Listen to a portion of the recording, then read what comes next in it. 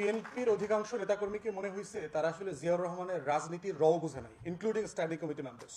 জিয়াউর রহমানের রাজনীতি করে আপনাদের একটা স্লোগান আছে না, এক জিয়া লোকান্তরে, আপনারা দেন না প্রতিদিন, লক্ষ জিয়া, রিয়েলি দ্বিতীয় আর একটা জিয়ার নখের লোক একটা তৈরি হয়েছে আপনাদের দলে। তো এই স্লোগানটা কেন দেন আপনারা? একটা মিথ্যা স্লোগান না যারা এই রাজনীতিটা করেন? আমরা যারা জিয়াউর রহমানকে নিয়ে পড়াশোনা করেছি, আমি তো জিয়ার রাজনীতি করি নাই, কিন্তু আপনারা যারা জিয়া রাজনীতি করেন, আপনারা যে বলছেন লক্ষ জিয়া লোকান্তরে, কই আসলে জিয়া কোথায়?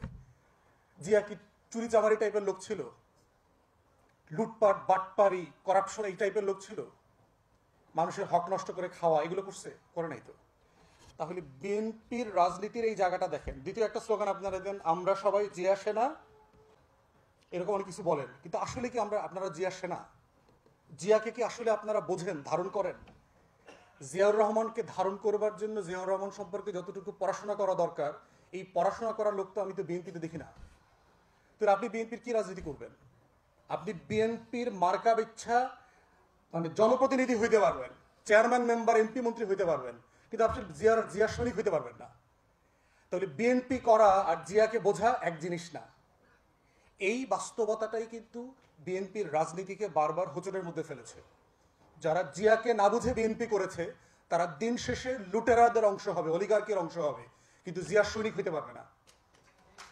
অতএব যদি সত্যিকারে ওই জিয়ার রহমানের মতো করে বাংলাদেশটাকে যদি আপনারা বদলে দিতে চান, কদিন পর আপনারা ক্ষমতায় আসবেন, সেটা ডিসেম্বরে হোক আর জুন জুলাইতে হোক, বাংলাদেশে সিম্পলি আর কোনো অপশন নাই পলিটিক্যাল পার্টি আকারে। আপনারা কদিন পরে ক্ষমতায় আসবেন, দেশ জিয়ার মতো চালানোর মতো লোক তো আমি দেখি না। তো বিএনপির এমপি মন্ত্রী যারা হবেন, আমি তো অলমোস্ট সবাইকে চিনি। আপনাদের ক্যাবিনেটে যারা 30-50 জন মন্ত্রী হবেন, আমি তো সবাইকে চিনি মোটামুটি।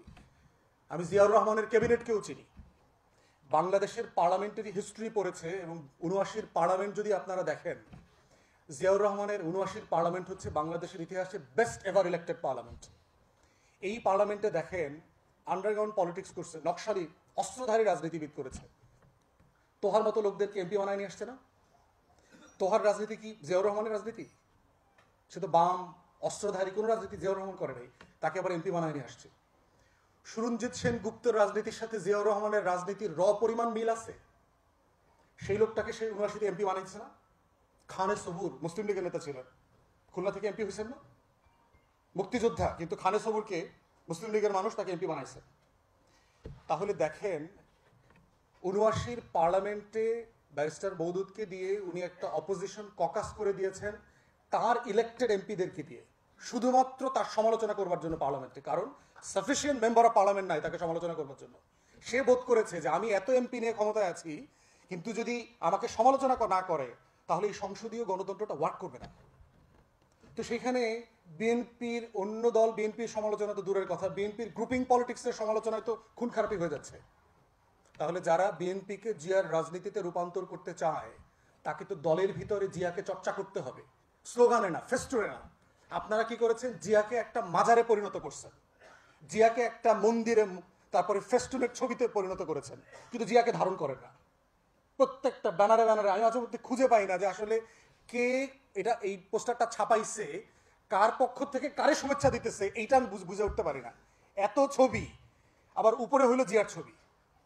জিয়ার বক্তৃতায় কোনো তোষামদি শুনছেন কোনোদিন? জিয়াউর রহমানের বক্তব্য শোনেন তো, ৩.৫-৪ বছরের বক্তব্যের ভিতরে এরে তেল দেওয়া, ওরে তেল দেওয়া, তোষামদি করা। আপনারা এই তোষামদি রাজনীতি শিখলেন কোত্থেকে? তাহলে আপনার রাজনীতি তো আমি বিএনপির রাজনীতির ভিতরে আমি তো জিয়াকে খুঁজে পাই না। অথচ জিয়ার রাজনীতিটাই হচ্ছে বাংলাদেশের রাজনীতি, বাংলাদেশের ভবিষ্যৎ। এবং আমরাও যখন এবি পার্টির পক্ষ থেকে পলিটিক্স করি, আমাদের যখন পলিটিক্যাল ওয়ার্কশপ হয় দলের ভিতরে, আমরা যে নেতাদের কেস স্টাডি করি, তার ভিতরে একটা কেস স্টাডি হচ্ছে জিয়াউর রহমানের লাইফ নিয়ে আমরা আলোচনা করি। Why he was successful.